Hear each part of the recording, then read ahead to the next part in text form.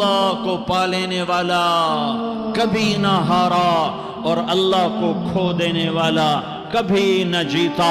اللہ کو راضی کرنے والے کے مقدر میں ہار نہیں ہے، چاہے سولی پہ لٹک جائے، چاہے ٹکڑے ٹکڑے کر دیا جائے، چاہے آگ میں جلا دیا جائے، چاہے جانوروں کے آگے قیمہ کر کے پھینک دیا جائے۔ جس نے اللہ کو پا لیا وہ کبھی نہ ہارا، اس نے کچھ نہ کھویا، اس نے سب کچھ پایا۔ اور جس نے اللہ کو کھو دیا اس نے سب کچھ کھو دیا، سب کچھ لٹ گیا۔ بھائیو، میں آج جھولی پھیلانے آیا ہوں، میں سیاسی آدمی نہیں ہوں، میں جھولی پھیلانے آیا ہوں، ووٹ کے لیے نہیں۔ میں اس بات کی جھولی پھیلانے آیا ہوں کہ آج تم سارے کلمہ گو مسلمان بھائی اللہ کو راضی کر لو، اللہ کو راضی کر لو۔ جتنا بڑا سودا کرنا پڑے کر جاؤ، جتنی بڑی قیمت دینی پڑے دے جاؤ، اور اپنے اللہ کو راضی کر جاؤ۔ جان پہ کھیلنا پڑے کھیل جاؤ، مال لٹانا پڑے لٹا دو، عزت آبرو داؤ پہ لگے لگا دو، پر اللہ کو نہ ہاتھ سے جانے دو۔ اللہ تمہارا ہے تو سب کچھ تمہارا ہے، اللہ تمہارا نہیں تو کچھ بھی تمہارا نہیں ہے۔ فرعون کی باندھی مسلم عورتیں بہت سی موجود ہیں بیان میں، عورتوں کے لیے سنا رہا ہوں، تمہارے لیے بھی سنا رہا ہوں۔ فرعون کی ایک باندھی تھی، مسلمان ہو گئی۔ عورت تو کمزور ہوتی ہے، پھر وہ باندھی ہو تو اور کمزور ہوتی ہے، اور کلمہ چھپتا نہیں ہے۔ اس کا ایمان اس کے دل میں تھا پر وہ نکل ہی پڑا۔ خوشبو کون چھپا سکے، خوشبو کیسے چھپ سکتی ہے؟ اس کے ایمان کا پتہ چل گیا۔ فرعون نے اسے پکڑوایا۔ اس کی 2 بیٹیاں تھیں، ایک دودھ پیتی تھی، ایک انگلی پکڑ کے چلتی تھی۔ اس نے بڑے کڑھا میں تیل ڈالا، اس کے نیچے آگ جلائی، تیل کھولنے لگا، اس نے دربار سجایا، اور اس کے اپنی باندھی کو بلایا، اس کی 2 بیٹیوں کو بلایا۔ یہ مائیں سن رہی ہیں کہ ماں اولاد کے لیے کیا کچھ کر گزرتی ہے، کیا کچھ کر گزرتی ہے۔ مامتا سے تاریخ بھری پڑی ہے، اور اللہ نے بھی جو اپنی محبت کو تشبیہ دی ہے کہ میں اپنے بندوں سے محبت کرتا ہوں، تو باپ کی محبت سے تشبیہ نہیں دی۔ اللہ نے کہا میں ماں سے 70 گنا زیادہ پیار کرتا ہوں۔ اس نے کہا فرعون نے کہا اگر تو موسیٰ کے رب پہ ایمان لائی تو تیری دونوں بیٹیوں کو جلا دوں گا اس تیل کے اندر، اور تجھے بھی جلا دوں گا اس تیل کے اندر۔ ہاں، لوگ سمجھتے ہیں موت بہت بڑی سزا ہے۔ ارے جس نے اللہ کو پا لیا اس کے لیے موت تحفہ ہے۔ وہ دنیا کے دکھوں سے نجات پا گیا اور آخرت کی نعمتوں کا حقدار بن گیا۔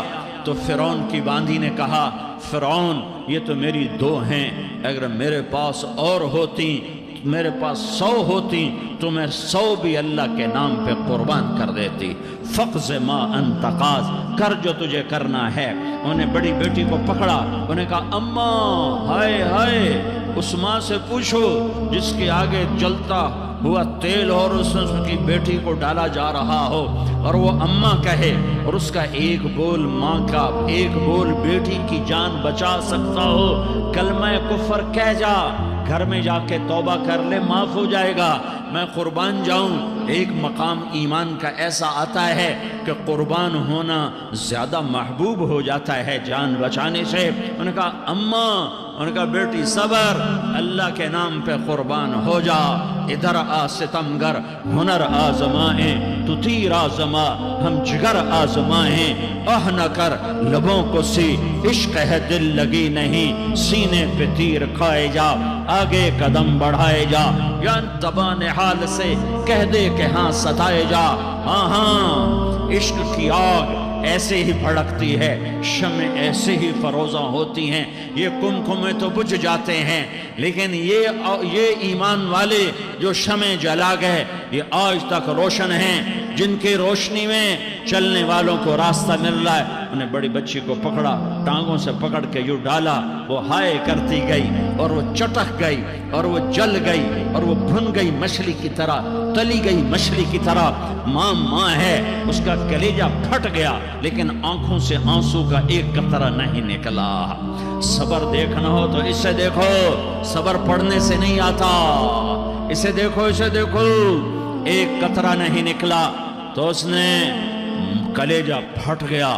تو اللہ نے ماں کی آنکھوں سے پردہ ہٹایا اور اس نے دیکھا اپنی بیٹی کی روح کو نکلتے ہوئے۔ بیٹی کہہ رہی اماں صبر کرو، ابھی جنت میں اکٹھے ہو جائیں گے۔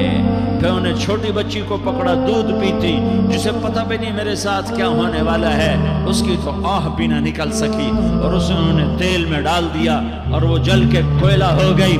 ماں کی آنکھوں سے پردہ ہٹایا، اللہ نے ماں نے بچی کی روح کو نکلتے دیکھا کہ اماں صبر صبر، ابھی اکٹھے ہو جائیں گے۔ پھر جب اس کو پکڑنے لگے تو اس نے کہا فرعون میری ایک خواہش پوری کرو گے؟ کہ کیا؟ کہ جب مجھے بھی جلا دو تو مجھے اور میری بیٹی کی ہڈیاں باہر نہ پھینکنا، ہمیں کٹھے کہیں دفن کر دینا، کٹھے کہیں دبا دینا۔ فرعون نے کہا ہاں تمہاری یہ خواہش پوری کر دی جائے گی۔ ہاں دنیا میں اللہ فرعونوں کو مہلت دیتا چلا آیا، لیکن فرعونوں کو مار کے دکھایا۔